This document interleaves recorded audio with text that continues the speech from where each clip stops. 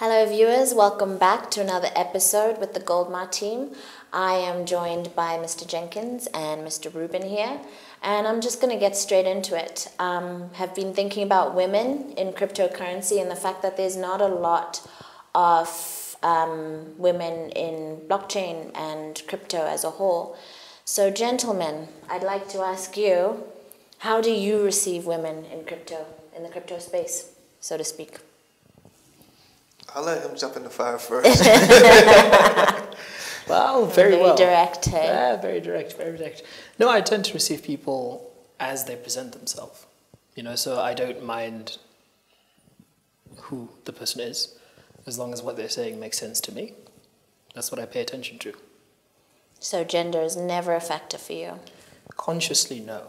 I want to leave room for that. Perhaps it's true that there's a psychological subconscious bias, but consciously it's not something that I think about. Okay, but the subconscious bias, where do you think that comes from? That's an interesting conversation, but I don't want to get into trouble. But so many different explanations. Is it evolutionary biology? Is it all those type of things? But I don't know. Could be cultural as well. Well, I think it's definitely more of a social construct that involves the rearing of a person and their environment that they were brought up in. It has obviously some type of subconscious impact on how they receive their counterpart. And I don't believe it is isolated or exclusive to just women. Mm-hmm. It goes to different things. It could go towards a person's feeling about skinny people, or their feelings towards people who are larger, or people who are darker, or people who are lighter. So when it comes to just exclusively about women, it really isolates the conversation. However, it's the same towards handicapped people also. They are received differently than people who are not identified as being challenged or having a handicap. But with regards to women, I think he brought up a good point, is how women present themselves. If they present themselves as what they choose to be, then they should feel comfortable being what they present themselves to be. I don't think that they should look to a man to validate what they want to be. I don't think they require validation. I think it's about what they feel comfortable being and what they feel comfortable becoming. And, like anything, if you're going to be in a particular environment or operate in a particular job, become an expert in it, or become what we call a resource. And people can't look at you based on gender. They will, of course. We're in the real world. People Right. don't look at that. But I think, me as a business owner, I'm looking for results. I'm looking for what can provide the results I'm looking for. I'm not looking for anything beyond that. If it can provide the results, I'm happy. I don't care what it's wearing. Right. It just needs to provide the results. Well, it sounds like you both have no issue with gender within the crypto space. But why do you think there are so few women in this space at the moment? And I mean, we could probably say the same for technology. We could probably say the same for, I guess anything that involves really technological advancement, anything hands-on. There seems to be less women in those fields. So why do you think that is, and particularly for crypto and blockchain? Well, statistically, there are less women in IT, just on a matter of fact. And so it would lead and it would follow that it would be less people or less women involved in cryptocurrency. However, that doesn't mean that there are less opportunities for women. I think the opportunities are abound just based on, if they want to be involved or if a lady would like to be involved. She's welcome. I mean, you're here. I am. And you're doing well. You're doing very well.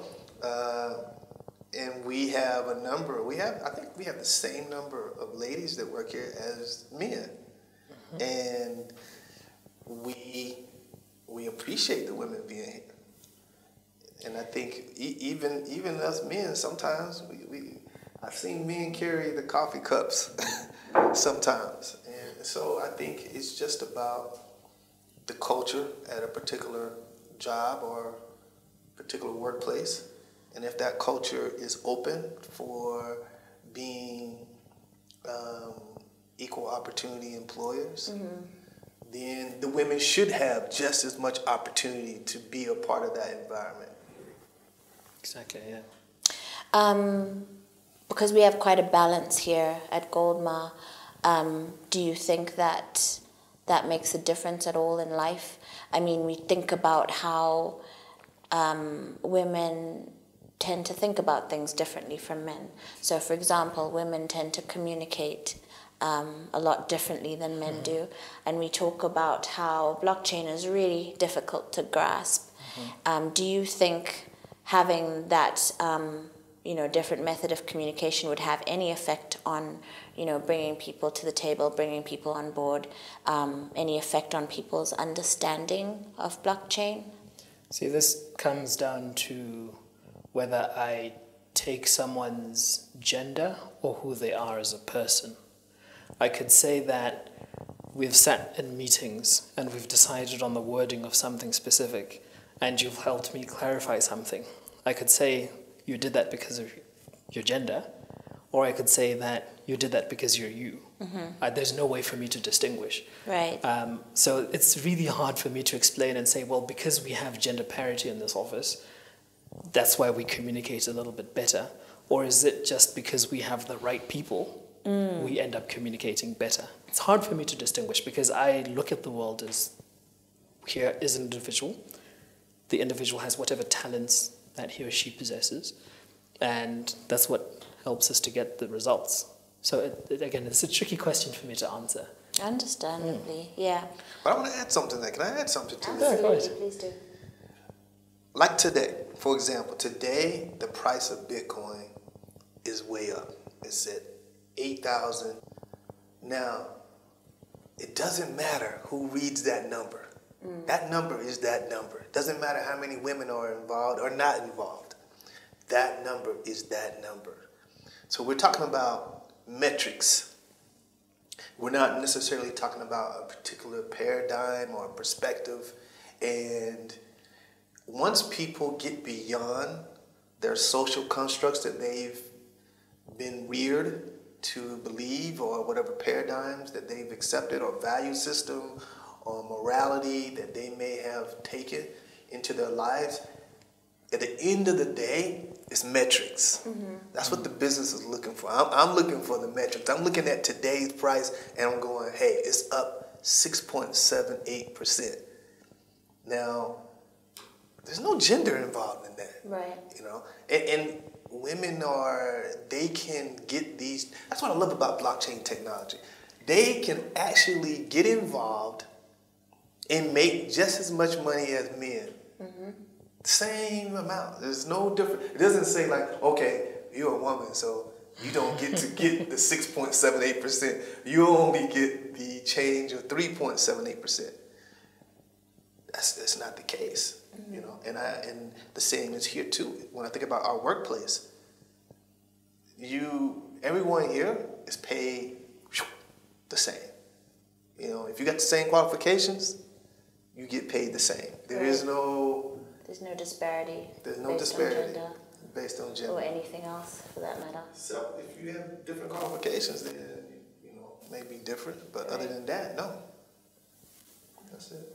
And just moving away from women in crypto, looking at, I guess, you as someone who's very immersed in this ICO You're immersed in this ICO, you're running it, also you're an investor, you're a big investor. This is a field that, you know, people are really vying for power, for dominance. They're vying to be known as, you know, the #1 expert. Everyone wants to be, you know, on top of their game or on top of the game, so to speak.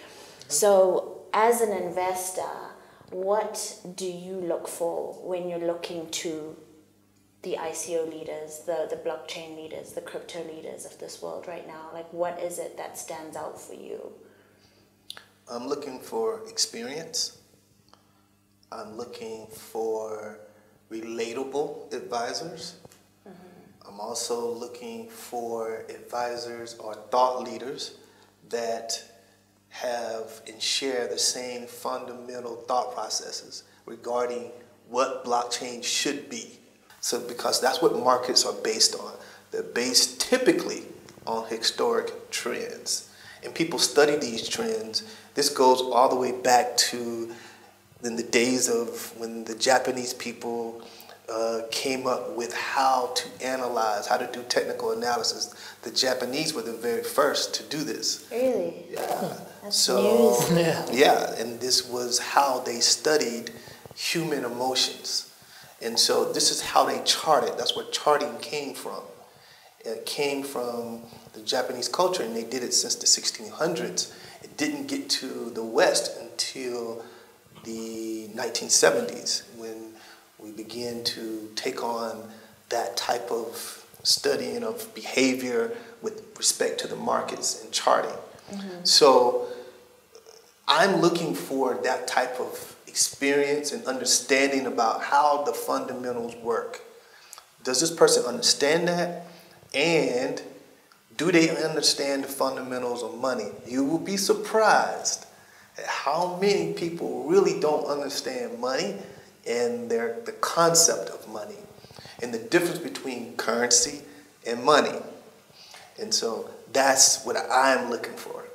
I find that shocking because when we first started at Goldma, that's one of the first things that you had us, you know, really delve into and study up and you know, read a lot about, because it was important to carry that with us through to understanding why we need to have blockchain in the first place. And in terms of mentors, if you were looking, you know, within the industry for a mentor, like what would you look out for? What would stand out for you in terms of leadership? I think a lot of that is the same as what Mr. Jenkins has just identified. But communication ability, I think, is the other thing. What I've seen a lot in the community here is that people tend to use an incredibly complex language. And that makes it difficult to understand, because we do have to transition from a very eager small group of people who know a lot, who are very technically, come from a technical background, and we have to translate it into the mass market, and we have to communicate it in a language that's intelligible to people, the average person. So that's another thing that I look to, like in terms of leadership. We have to speak a language that takes this technology to the mainstream. Absolutely. Well, folks, what do you think? We'd be really interested to know, so please do leave us some comments in the section down below. And until next time, have a great day. Ciao.